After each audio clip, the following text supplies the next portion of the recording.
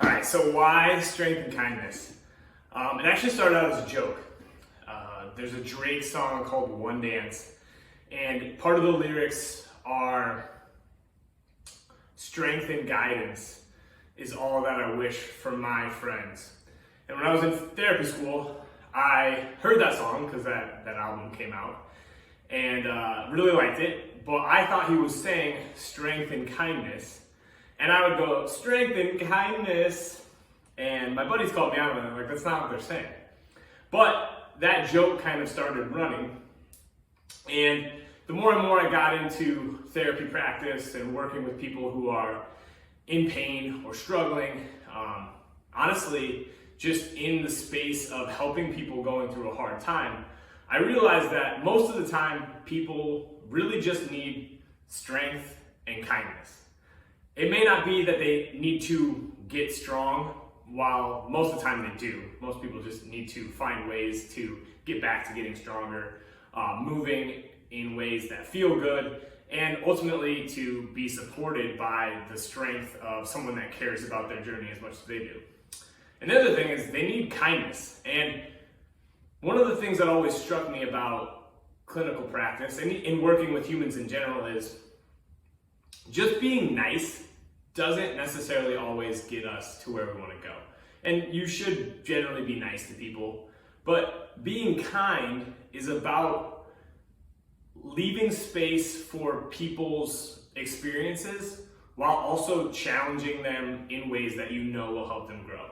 And I think kindness is something that in any situation you can practice.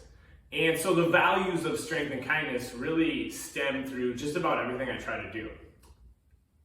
When it comes to daily life, because I have branded my business Strength and Kindness, I have to fall back on those values. And sometimes I really want to just call people out for their bullcrap, but then I realize, like, it's not being kind. And it's also not very strong, because at the end of the day, it doesn't really matter if I call people out. It's the example that I practice and the things that I do that ultimately matter. So, strength and kindness, although it started out as a joke, has actually become two of my guiding values and principles.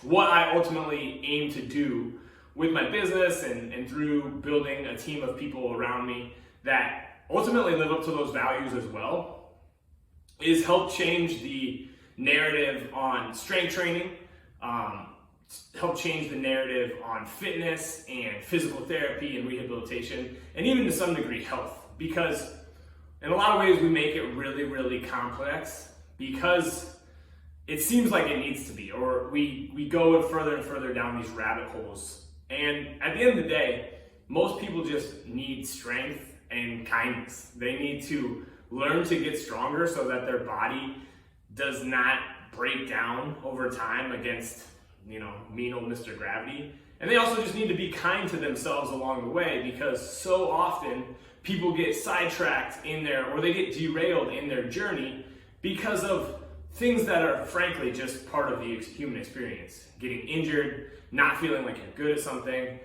plateaus, struggling with, all of life, balancing all of this stuff that we quote unquote need to do is frankly really hard. So when we combine the notion that strength can help us with just about any physical task in our life. If you're a runner, getting stronger probably is going to benefit your running. Just like a lot of power lifters or people who are only into lifting should do a little bit of cardio. If you're someone that's getting older, getting stronger or maintaining strength that you've developed can really help you age well, feel good, and be able to do the things you want to do as you age. And it doesn't have to be that complicated. And physical strength just does help with a lot of stuff. And there's a lot of ways to go about attaining physical strength. It's not going to look the same for everybody, but there are principles that we can practice. And then finally, kindness is something that in any situation you can try to practice, and it's a good starting point for meeting yourself where you're at and meeting others where they're at on their journey.